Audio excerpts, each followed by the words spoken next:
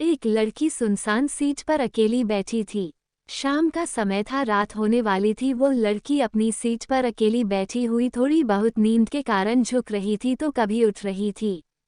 वो लड़की देखकर ऐसा मालूम हो रहा था कि उससे अकेला कोई सफ़र करने के लिए भेजा है, मतलब उसके साथ कोई भी और आने जाने वाले लोग नहीं है। इतने में वहाँ उस ट्रेन की बोगी में टीसी आ गया था टिकट चेक करने के लिए। जैसे ही टिकट चेक करने वालों को देखी वो लड़की अचानक घबरा गई और उसकी नींद थोड़ा भी टूट गई थी। वो लड़की जैसे ही टीटी को अपने पास आती देख रहे थे वैसे वैसे ही घबराना शुरू कर रही थी। मुझे देखकर यह मालूम हो रहा था कि उस लड़की के पास टिकट तो बिल्कुल भी नहीं होगा। इसी कारण से वह लड़की टिकट चेक करने वालों को देखकर ऐसे काम कर रही थी जैसे उसके पास टिकट हो ही ना हो। जैसी टिकट चेक करने वाले उस लड़के से पूछता है कि टिकट दिखाओ, तभी वह लड़की गुमसुम और मधुर आवाज में कहती है कि मेरे पास टिकट नहीं है। मुझे बहुत जरूरी काम है, मेरी माँ की मृत्यु हो गई है, इसी काम से मैं शहर से गांव जा रही हूँ। मैं जल्दीबाजी में घर में पैसा भी भूल चुकी हूँ, इस कारण से मैं टिकट भी नहीं ले पाई थी।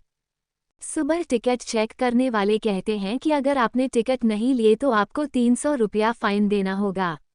ये देखकर लड़की के होश उड़ गए और उसकी आंखों से आंसू बहने जैसे लग रहे थे। मतलब कैसा मालूम हो रहा था कि वो लड़की कुछ देर में रो देती है। फिर उसके बाद वह लड़की टिकट चेक करने वाले को समझाते हुए कहती है कि मेरे पास टिकट नहीं है और पैसे भी नहीं है। अगर मेरे पास पैसे रहते तो मैं टिकट जरूर कटा लेती। मैं किसी मजबूरी के कारण अपने गांव जा रही हूँ, इसी कारण से मैंने टिकट नहीं ले पाई है। उसे बहुत किसी तरह से टिकट चेक करने वाले को समझाकर वो लड़की भेज देती है।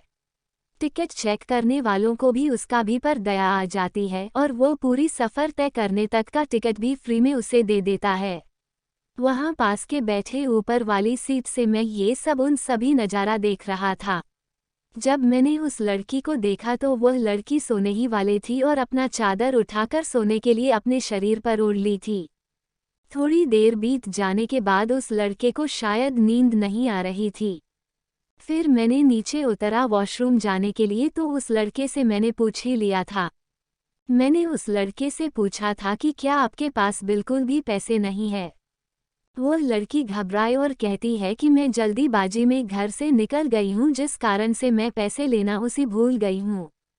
उसके बाद मैं उसे 500 रुपये अपनी जेब से निकालकर उसे देने का प्रयास करता हूँ, लेकिन फिर भी वह लेने से मना करती है। मैंने उससे कहा कि मैं तुम्हें कोई एहसान नहीं कर रहा हूँ, मैं तुम्हें अपना एड्रेस बता रहा हूँ, तुम्हारा जब मन करे तब इन पैसों को भेज सकते हो, लेकिन अभी तुम्हारा पैसों का बहुत जरूरी है, इसके बिना तुम भूखे रहोगे और घर जाने के लिए टैक्सी इत्यादि का भाड़ा भी तो चाहिए। इतना सुनते ही और मेरे मनाने के बाद वह लड़की पैसे ले लेती और कहती है कि मैं घर जाकर पैसे का इंतजाम करके आपको उन पैसे को भेज दूंगी।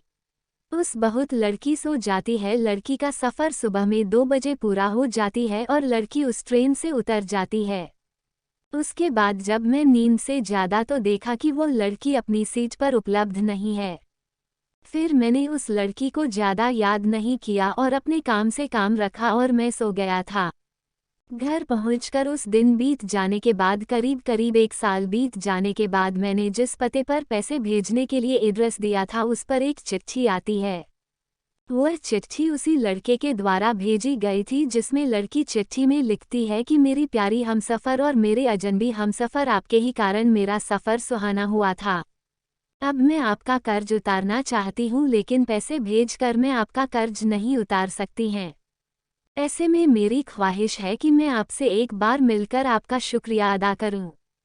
साथ ही साथ उसे चिट्ठी पर नीचे मिलने के जगह के बारे में तथा समय के बारे में भी बताया गया था। यह देख मुझे रहा नहीं गया था, मैं उस दिन का इंतजार करने लगता हूँ जिस दिन यह वक्त आएगा और मैं उस अजनबी लड़की से मिल पाऊंगा। आपको बता दें कि वह अजनबी लड़की मुझसे मिलने के लिए इतना बेकार क्यों थी मुझे भी नहीं पता था, लेकिन जब से मैंने उनकी मदद की थी मैं हमेशा सोचता रहता था कि कहीं वह लड़की भूल तो नहीं गई है, मेरा शुक्रिया अदा करना भी नहीं जानती है। उसके बाद मैं उसी दिन उसी समय पर इस समय की व्याख्या उसने अपनी चिट्ठी में की थी। जब मैं उस स्थान पर पहुंचा तो देखा कि वो लड़की पहले से उसी स्थान पर मौजूद है। जब मैंने उनसे पूछा कि आप बहुत पहले आ चुके थे क्या, तो वो लड़की कहती है कि मैं तो 1 घंटा पहले ही आ चुकी थी। मुझे लगा था कि तुम जरूर मेरे लिए आओगे। आगे लड़की कहती है कि जब से मैंने इन पैसों को लिया है, जब से मैंने आपको देखा है, मेरा दिल कहीं नहीं लगता है। मेरे जज्बात और मेरी जवानी हमेशा आपको ही याद करती रहती है। क्योंकि मैंने उस रात जब आप सो गए थे तो मैं आपके चेहरे की तरफ देखकर बहुत ज़्यादा खुश हुआ करती थी। मैं आपसे अपने प्यार का इजहार करने के लिए आई हूँ। अगर आपको कोई आपत्ति नहीं है तो आप मेरा प्यार स्वीकार कर सकते हैं। मैं पूरी जिंदगी आपके साथ गुजारने के लिए तैयार हूँ। साथ ही साथ मैंने अपने माता पिता से आज्ञा लेकर आई हो के और आपके बारे में बताकर भी आई हूँ। फिर उसके बाद मैं भी खुश हो जाता हूँ, लड़की को तुरंत ही गले लगा लेता हूँ। फिर हम दोनों की शादी जल्द ही करवाने का हमारे माता पिता तथा अभिभावक वादा करते हैं। उसके बाद से फिर हम लोग दोनों फ़ोन पर खूब रात भर बातें करते हैं और जिंदगी का लुत्फ़ उठाते हैं।